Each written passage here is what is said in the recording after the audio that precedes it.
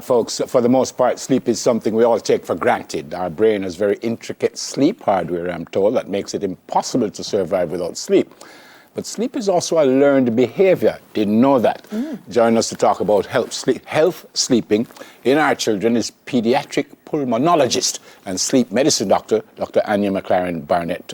Dr. Anya, welcome. How are you? Thank you. I'm doing well. Thank you for having me on this. Yeah, man, it's great to have you with us. A pulmonologist deals with the lung, right? Yeah. So we deal with everything related to breathing, whether you're asleep or awake. Yeah. In preparing for this, because I was told many, many moons ago that I have insomnia and I don't sleep for a long time at night. But in preparing for this, I did not see that word in there at all. So lack of sleep in kids, it's not considered insomnia or no? It definitely is. So there is a group of pediatric insomnia conditions related primarily to behavior in younger kids. So toddlers as well as preschoolers can have behaviorally related insomnia where, they're at a stage where they're asserting their independence. And so bedtime is just one thing that they show resistance towards. And this can lead to reduced sleep time, which can for sure impact their daily function and their learning. Definitely in school-aged kids and adolescents, we see insomnia. In fact, the statistics in Canada say that 1 in 3 teen and adolescent individuals are not getting the required amount of sleep. Okay. Yeah, but why is sleep important for children? Because people say, Lord, they're young. But them go and run up and down. They'll have enough energy. But why? Why is it so important in young ones? Yeah, it's a very common misconception. So if you think about a 2-year-old, by the time a child reaches 2, they've spent about 9,500 hours sleeping. That's equivalent to about 13 months. So wow. in between 0 to 5 years old, children actually spend more time asleep than they do awake. And it's no coincidence that also parallels the time during which brain development and brain function is at its peak. So the brain size is sort of reaches adult size by the time a child is 5 years old. So there's rapid growth that's happening in those first 5 years, and specifically a process called neuroplasticity, which is the process by which neurons or brain cells are so pruned, so to speak. So children are developing and strengthening cell growth in their brains. Mm-hmm. And sleep is a process that actually consolidates that process and allows that process to occur. And so, the myth or the misconception that a child who's not sleeping well, that's just what childhood is all about is very, very false. And I really want to demystify the myths around sleep because it's an important foundation for children, for their overall health, their growth, and their learning. And that myth can be dangerous, can't it? Of course, for sure. I think, what recent studies have shown is that children who have sleep issues in their preschool or even in infancy, so we're talking about 6, 7, 8-month-olds, actually continue to have those sleep issues throughout toddlerhood. And children who are at the age of just entering school who have sleep issues, it can continue into adolescence. Yeah. So we're looking at sleep issues that don't really just go away in a lot of children. Dr. Anya, I said at the top when it said a learned behavior, I said I didn't know that because when you're tired, go sleep. What does it mean by a learned behavior?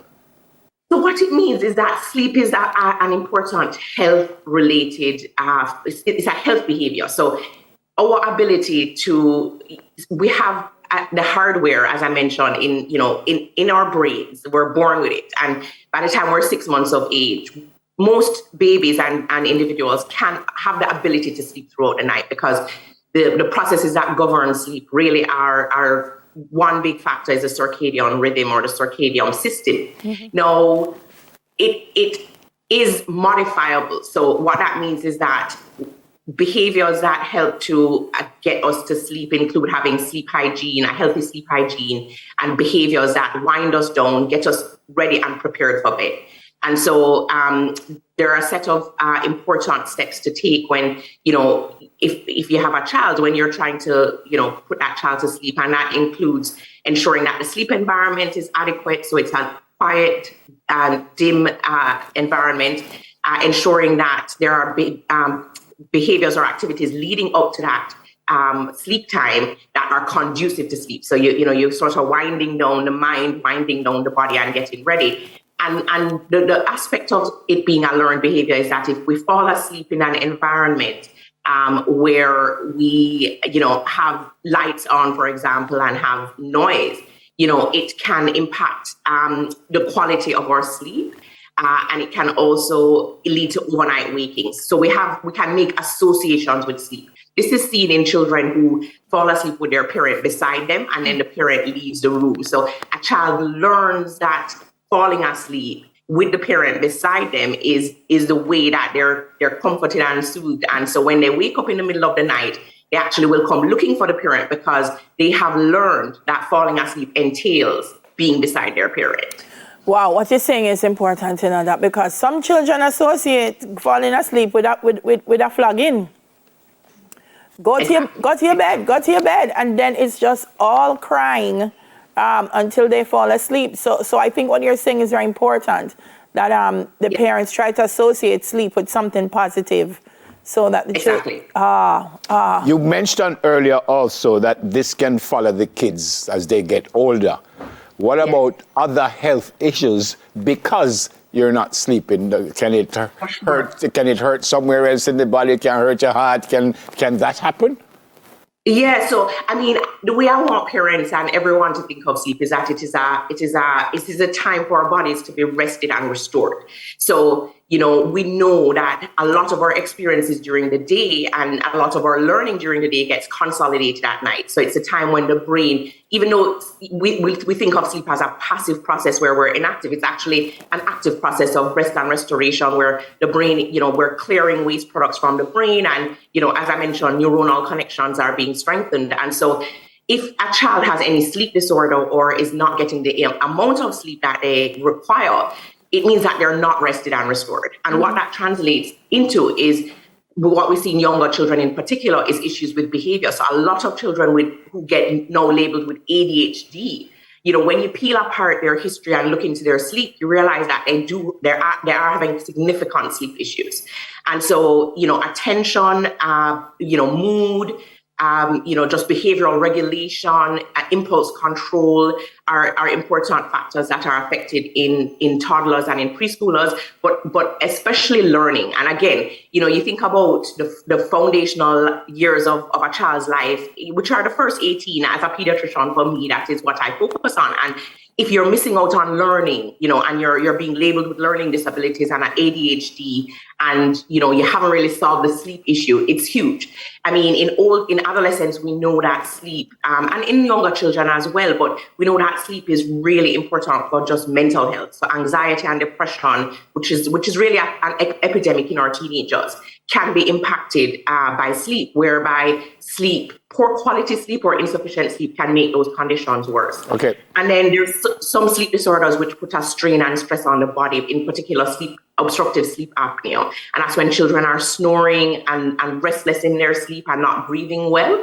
And that can put a strain on the heart. It can put a strain on the way that our body processes energy. It has been associated with weight gain, and it has also been associated with the same learning and attention issues as well. Yeah, Dr. Anya, you mentioned about the youngsters sleeping with mom and dad. You're a parent yourself.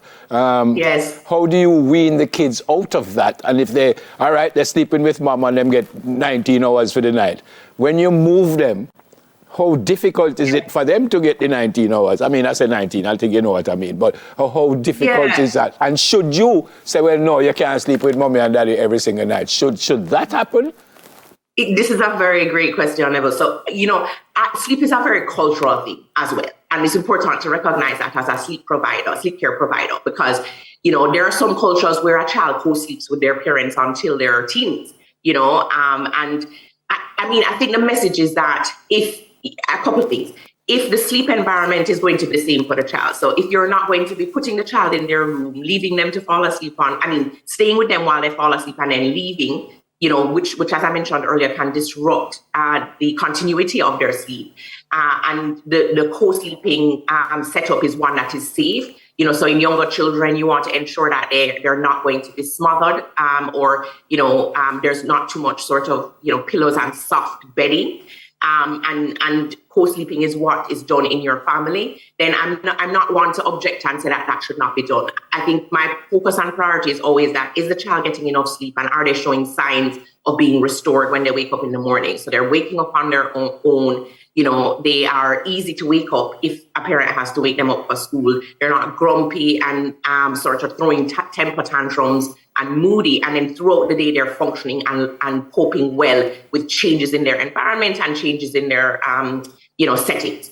And so my response to sort of, getting a child, if it is a decision of a family that they want to have the child sleeping in their own room, there are many strategies that we recommend or that we can use. And one is basically, when the child is, of age where they're able to understand, because we don't recommend trying to do behavioral type strategies or techniques before then, but just explaining to the child that you're old now and you're old enough now to sleep in your own room.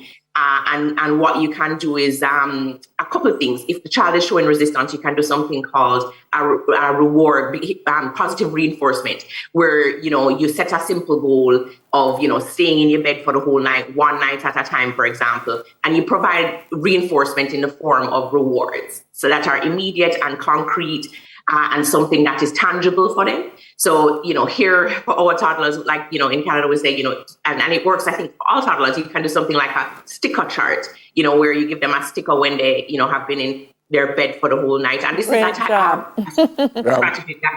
Sorry, go ahead. No, man. I was saying, they tell them, great job. Yeah, man. Exactly. I understand that. Other strategies you can use, if the child is outside the sticker age is, you can have a jar with coupons for a movie night. So you give them in the morning and say, on Friday, you get to pick your own movie, or we get to go to the movies. So there are ways that you can encourage kids to comply or to have the desired behavior that you're looking for. And this doesn't just work for sleep, it works in many other areas. You kind of bribe them without them knowing that you're bribing them. Exactly. You're in Toronto. You're in Toronto, right? I am, yes. Quickly, you want to say hi to anyone before you go? Not really. All My right. husband is probably listening to this downstairs, but yeah. All right. Great. My sisters are in Jamaica. Rachel McLaren and Nicole McLaren Campbell are my sisters, and my mom and dad. All right. Great to see you. Thank you so much. Well explained. I'm very impressed. God bless you and the family. Stay safe. Thank you. All right. Pediatric pulmonologist and sleep medicine doctor, Dr. Anya McLaren-Barnett. 10 minutes to your health. We'll do it again next Thursday.